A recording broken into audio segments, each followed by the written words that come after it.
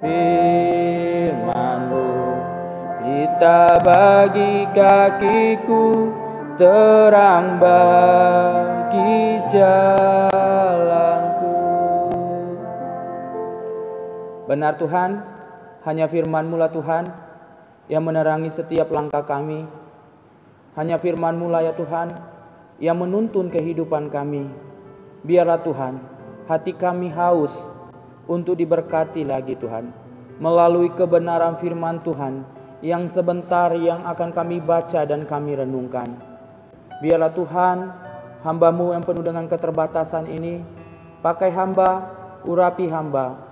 Biarlah setiap perkataan demi perkataan yang hamba sampaikan adalah firman yang daripada Tuhan sendiri, bukan kehendak-Ku Tuhan. Kami siap Tuhan untuk diberkati. Di dalam nama Tuhan Yesus Kristus kami berdoa. Amin. Ya, shalom bagi kita semua. Ya, kita akan membuka Alkitab kita di dalam Yosua pasal yang ke-24. Yosua pasal yang ke-24 ayat 14 sampai dengan 15. Yosua pasal yang ke-24 ayat 14 sampai dengan 15. Saya akan membacakannya bagi kita semua. Saya akan baca perikopnya, pembaruan perjanjian di Sikem. Ayat 14, demikianlah firman Tuhan. Oleh sebab itu, takutlah akan Tuhan dan beribadahlah kepadanya dengan tulus, ikhlas dan setia. Jauhkanlah Allah yang kepada nenek moyangmu telah beribadah di seberang sungai Efrat dan Mesir, dan beribadahlah kepada Tuhan. Ayat 15.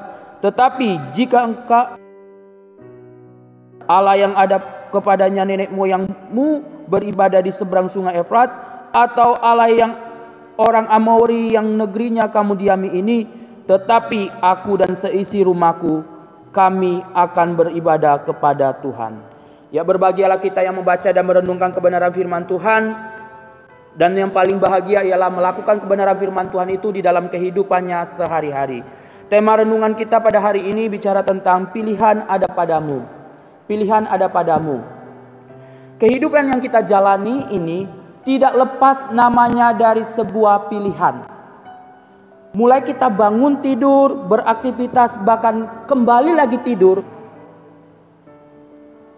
Dan kita juga akan diperhadapkan untuk memilih kita berbuat baik atau berbuat jahat. Semua pilihan itu, kitalah yang menentukan pilihan itu. Pilihan yang kita tentukan sekarang itu menentukan ke depannya. Setiap pilihan yang kita tentukan itu berdampak positif atau negatif. Oleh sebab itulah kita sebagai orang percaya harus berhati-hati di dalam kita memilih, supaya kita tidak salah pilih. Karena pilihan yang kita tentukan mempengaruhi ke depannya.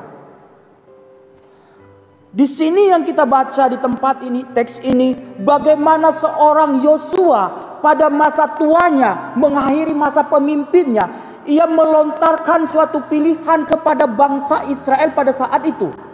Karena kita tahu bahwa bangsa Israel adalah bangsa yang keras kepala, bangsa yang susah diatur pada waktu itu. Padahal mereka telah merasakan segala kebaikan Tuhan, mereka selalu merasakan pertolongan Tuhan dalam hidup mereka.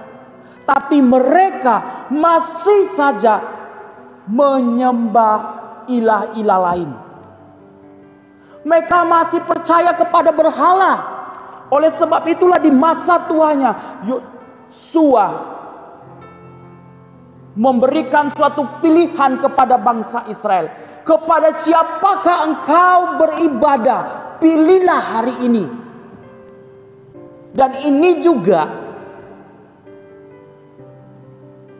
yang menjadi pertanyaan bagi kita semua. Kepada siapakah kita percaya? Walaupun nantinya kalaupun di antara bangsa Israel tidak mau percaya kepada Allah atau Yahweh, tapi Yosua berketetapan tetap memilih Tuhan dan beribadah kepada Dia. Dia menyatakan dengan tegas, kita pun juga dalam situasi COVID-19 ini, kita diperhadapkan pilihan yang luar biasa, di mana kita diperhadapkan pilihan, masihkah kita tetap percaya kepada Tuhan, atau masihkah kita masih beribadah kepada Tuhan dalam situasi terdesak, dalam situasi yang sulit ini. Masihkah kita beribadah kepada Tuhan?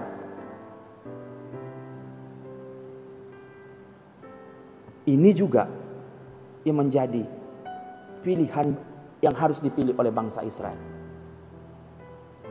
Dan akhirnya ketika Yosua menetapkan untuk memilih beribadah kepada Tuhan, dan akhirnya juga bangsa ini pun memberi ketetapan mereka juga beribadah kepada Allah yang dia sembah, yaitu Allahnya Yahweh. Mengapa Yosua beribadah memilih kepada Tuhan? Ya karena di ayat yang 14 dikatakan, karena ia memiliki rasa takut akan Tuhan. Ia memilih untuk beribadah kepada Tuhan karena ada rasa takut kepada Tuhan. Rasa takut di sini bukan seperti seorang melakukan kesalahan, berbuat dosa, bukan. Rasa takut di sini menunjukkan rasa penghormatannya, pengagungannya kepada Tuhan yang dia sembah. Ketika Yosua memiliki rasa takut, berarti ia sedang menghormati Allah yang dia sembah. Rasa takut inilah yang harus selalu ada di dalam diri kita. Takut akan Tuhan itu sangat penting bagi kita. Mengapa kita beribadah kepada Tuhan? Karena kita memiliki rasa takut akan Tuhan. Orang yang memiliki rasa takut akan Tuhan, di dalam dirinya akan selalu memusatkan perhatiannya hanya kepada Tuhan. Yosua dan keluarganya memusatkan totalitas hidupnya kepada Allah yang dia sembah. Dan orang yang memiliki rasa takut akan Tuhan akan menghormati kekudusan Allahnya. Kalau kita melihat bagaimana Yosua katakan bahwa Allah yang kita sembah, Allahnya Yahweh, adalah Allah yang cemburu. Kalau kamu menyembah ilah-ilah lain, maka Yahweh Allah kita tidak akan mau hadir di tengah-tengah kamu. Karena Allah adalah Allah yang kudus. Allah yang kita sembah adalah Allah yang cemburu. Oleh sebab itu tentukanlah pilihanmu. Ini yang ditekankan oleh Yosua kepada bangsa Israel. Rasa takut itulah yang membuat dia memiliki penghormatan akan Tuhan. Dan ini juga yang mendasari kita semua di dalam kita menentukan suatu pilihan dalam hidup ini. Saya tidak tahu apa yang diperhadapkan oleh pilihan apa saja Bapak Ibu. Tapi ketika ada rasa takut akan Tuhan, maka kita tidak akan pernah salah memilih dalam hidup ini. Yosua tidak pernah salah memilih karena dia memiliki rasa takut akan Tuhan. Dan dia memilih Allah untuk beribadah kepada Dia karena dia memiliki rasa takut akan Tuhan. Yang kedua, mengapa dia memilih untuk beribadah kepada Allah? Karena dia tahu bahwa Allah yang dia sembah adalah Allah yang berdaulat, berkuasa di atas segala-galanya.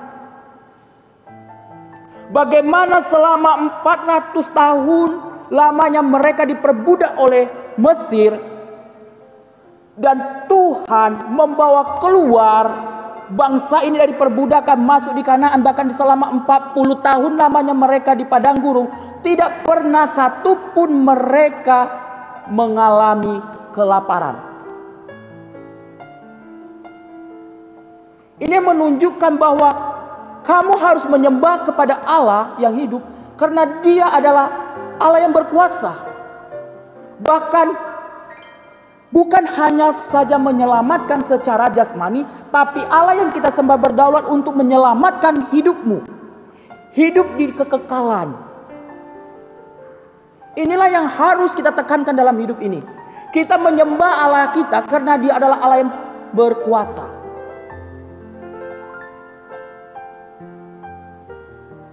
Atas segala sesuatunya. Jadi Kalau kita hari ini pun masih bisa bernapas, itu karena kedaulatan Allah, karena kekuasaan daripada Tuhan.